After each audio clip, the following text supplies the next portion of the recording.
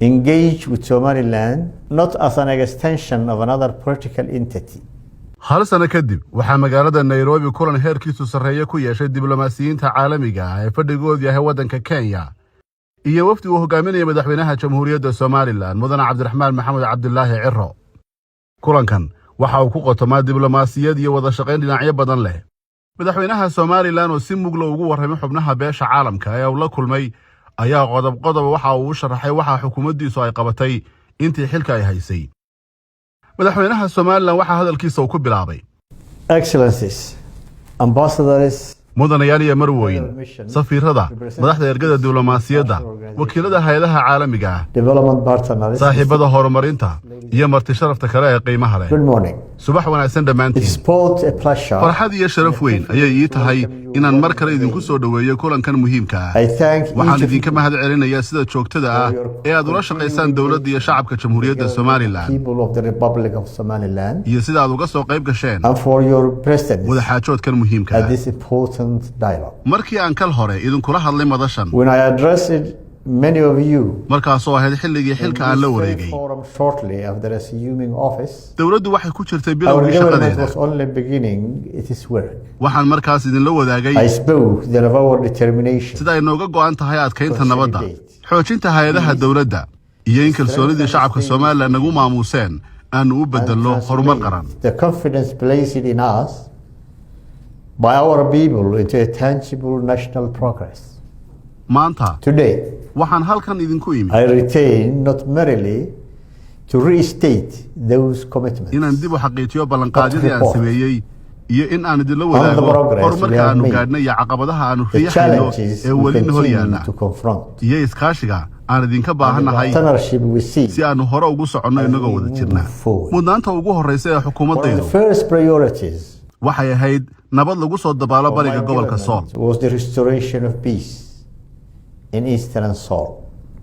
At that time, tallaabo approximately waxaanu ka bilownay 6,000 inaanu hubka ka militias dhigno members oo aanu ciidanka qaranka ku had darno voluntarily maleeshiyaadkii laid hubka down sitay oo 6,000 their gaadhaya arms iyo inaanu bulshada ka and saarno entering abaabulka colaadeed a government-led program of demobilization and military waxaan ku faraxsanahay inaan maanta idin xaqiijiyo I am pleased to report that this process in geedi has socodkaasi now been successfully si completed, guul leh uu ku soo dhammaaday. and those former combatants dhammaan ciidamadiina la tababaray laguna biiriyey ciidanka qaranka and integrated into Somaliland National Army. Shortly thereafter, markii aan taas dhammaynay muddo yar kadib ayaa xasarad kale oo colaadeed waxay ka qaraxday laba beelood oo walaal ah oo ku nool gobolka Awdal.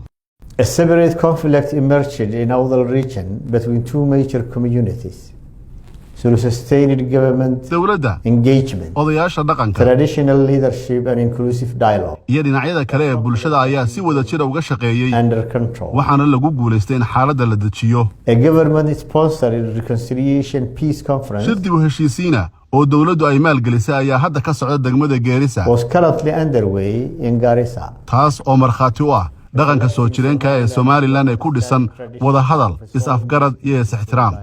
Long-standing tradition of resolving disputes through dialogue, nabadda ayaa weli ah tiirka ugu muhiimsan consensus and mutual respect. ee ay ku dhisan yihiin These dhammaan remain the himilooyinka qaran ee foundation Somaliland.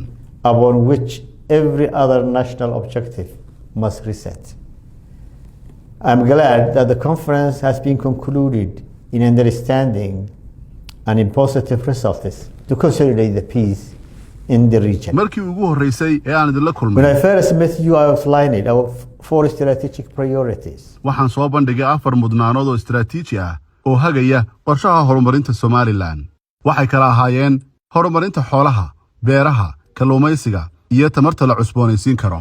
Agriculture, fisheries, and renewable energy. intii qorshayaashaas la As hirgelinayay implementation progressed, it became increasingly evident waxaa noo soo baxday oo caddaatay in qaybahan wax soo saarku aanay yeelan karin awood buuxda haddii aan lagu kabin oo aan la dhisin kaabayaal casri ah. supported by modern national infrastructure. sidaas darteed Accordingly, we expanded our priorities waxaan to mudnaanta ku include darnay horumarinta strategic jidadka, investment in roads, biyaha, water, tamarta, energy, caafimaadka, healthcare, waxbarashada education and communication, iyo isgaarsiinta kuwaasoo lafdhabar u ah koboc dhaqaale oo waara. Sustainable economic transformation depends. markii hore At that time, aan halkan Nairobi ku kulannay waxaan idin sheegay in Somaliland arrinkeedu ahayn inay fidsato gacmo maran iyo baryo. With a begging bowl.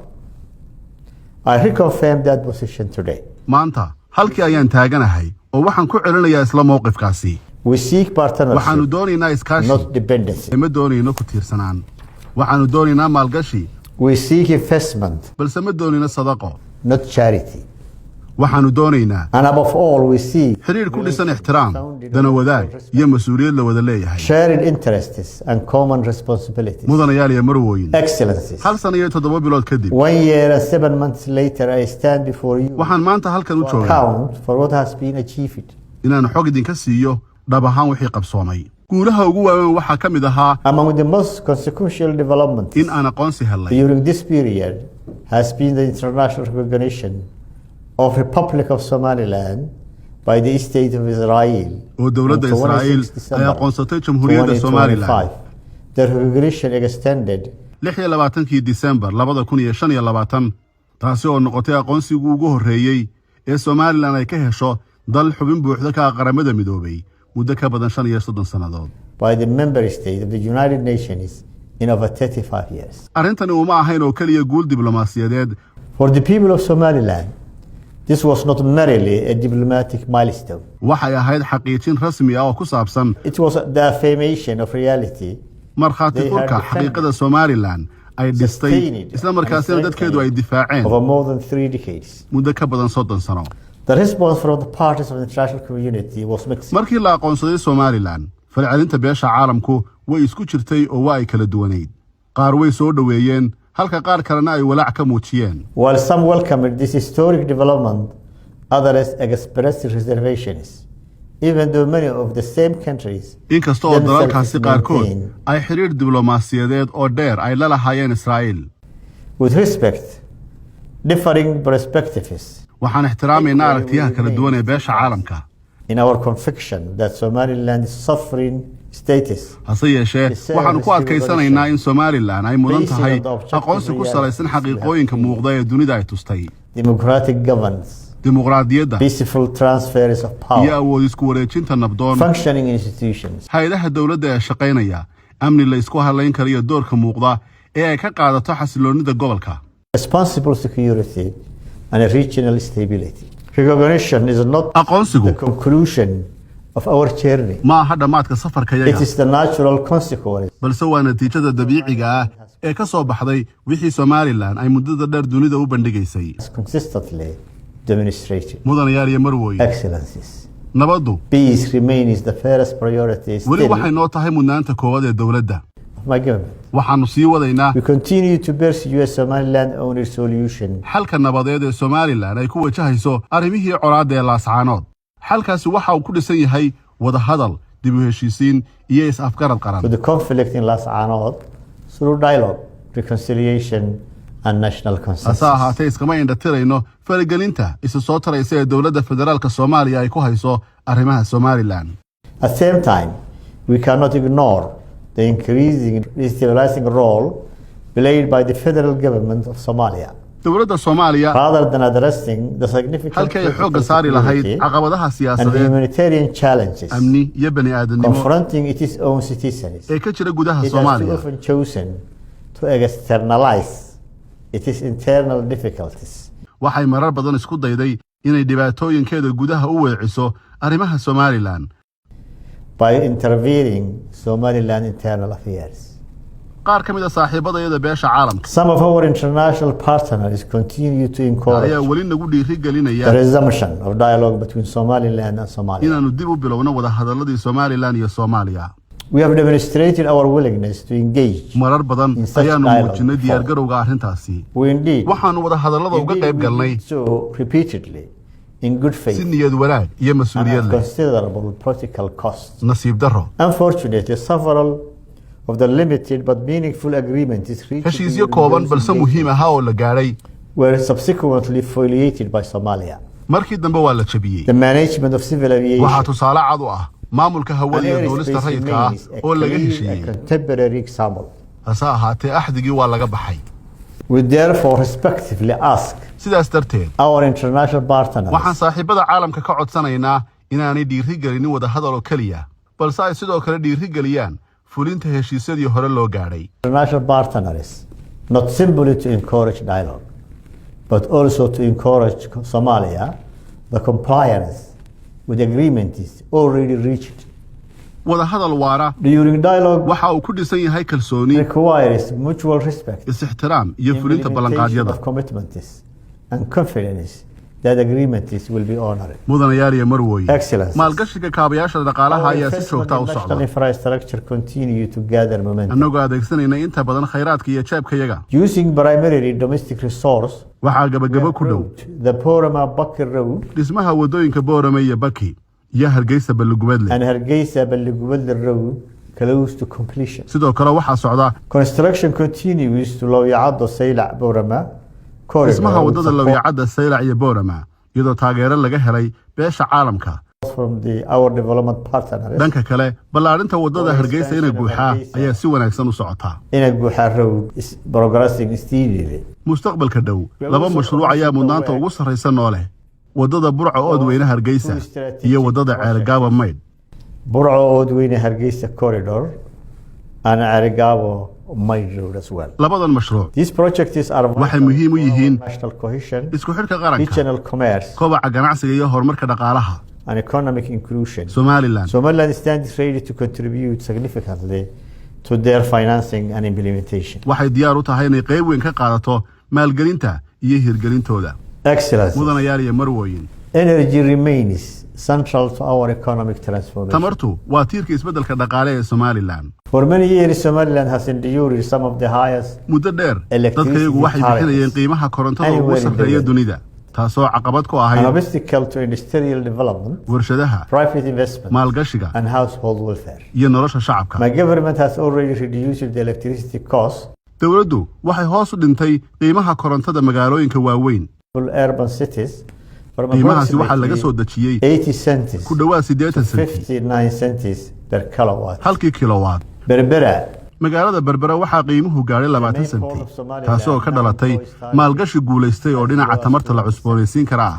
largely owing to successful investment in renewable energy. hadafkayagu waa in dalka oo dhan laga hirgeliyo koronto jaban la isku halayn karo oo waarta. Our objective is to clear extended, affordable, reliable, and sustainable energy across the country and bring national electricity costs closer to Berbera model during the lifetime of this administration. Excellencies. mudanayaal iyo marwooyin Water security remains among Somaliland's most pressing long-term challenges. sugnaanta biyuhu waa mid ka mid ah caqabadaha ugu waaweyn ee muddada fog. gobollo badan oo ku yaalla koonfurta In Somaliland several regions along our southern frontier, groundwater reserves lie more than 600 meters. biyaha dhulka hoostiisa mara waxay ku jiraan qoto dheer oo ka badan 600 mitir. soo saaristoodu waxay u baahan tahay farsamooyin casri ah iyo tiknoolajiyad oo ay dheer tahay khibrad heer sare ah. sidaas darteed Specialized expertise capable of identifying both the quantity and quality of available water. waxaan raadinaynaa iskaashi caalami oo naga caawin kara sahaminta iyo ka faa'iidaysiga khayraadkan muhiimka ah. And countries waxaan sidoo kale rajaynaynaa inaan wada shaqayn la yeelanno safaaradda boqortooyada Norway si looga faa'iidaysto daraasaddii ay Norway taageertay ee ku saabsaneyd biyaha dhulka hoose ee qotada dheer ee Somaliland. we also look forward to engaging Royal Norwegian Embassy regarding valuable findings generated through Norwegian supported study on deep groundwater resources in Somaliland with the aim of ensuring that the data relating specifically to Somaliland can continue. caafimaadku waa qayb kale oo dib u habeyn ballaaran ay ka socoto. Healthcare is another area where meaningful reform is underway. sanad kasta Every year, thousands of our citizens kumanaan muwaadiniinta Somaliland seeking specialized medical treatments. ayaa dibadda ugu safra Placing adeegyo significant caafimaad oo u financial baahan burdens. takhasus dheeraad ah taasoo culays dhaqaale ku noqota qoysaska iyo qarankaba. Upon families and national economy. hadafkayagu Our objective is to transform Hargeysa Group Hospital into a modern national referral hospital waa in cisbitaalka guud ee Hargeysa loo bedelo cisbitaal qaran oo casri ah oo awood buuxda u leh inta adeegyo caafimaad oo heer sare ah. This is not simply an investment in healthcare. maalgelin caafimaad oo kaliya ma aha arrintu, waa maalgelin ku saabsan karaamada muwaadinka, isku filaanta qaranka iyo adkeysiga bulshada. It is an investment in dignity, reliance, self-reliance and national resilience. Excellencies, mudanayaal iyo marwooyin, I may conclude. ugu dambeyntii, We have not returned to Nairobi today with a longer list of requests. maanta Nairobi lamaanu imanin diiwaan dheer oo ay ku qoran yihiin codsiyo dheeraad ah. We have returned with evidence. waxaan idinla nimi caddaymo muujinaya wixii aanu qabannay, caddaymahaas oo ay ugu mudan yihiin caddaynta nabadda iyo sugidda amniga. We have returned with evidence. sida maleeshiyaad la qarameeyey, Evidence of militia. iyo wadahadallo bulshada dhexdooda laga abuuray, caddaynta colaado lagu dhameeyo wadahadal halkii xoog la adeegsan lahaa. Evidence of conflict is resolved through dialogue rather than force. caddaynta dimuqraadiyad Evidence of democratic governance iyo hay-ado is dastuuri ah strengthened oo sii through xoogaysanaya. constitutional institutions. caddaynta aqoonsi caalami ah oo lagu kasbaday dulqaad iyo adkaysi. Evidence of international recognition. caddaymaha wadooyin la dhisayo, koronto jaban, cisbitaallo la casriyeynayo iyo horumar qaran oo ku socda dadaalka iyo khayraadka iyaga. Evidence of roads under construction. Electricity becoming more affordable. Hospitals being modernized. And a national development and advancing through our own commitment and resources. The Republic of Somaliland remains committed to peace.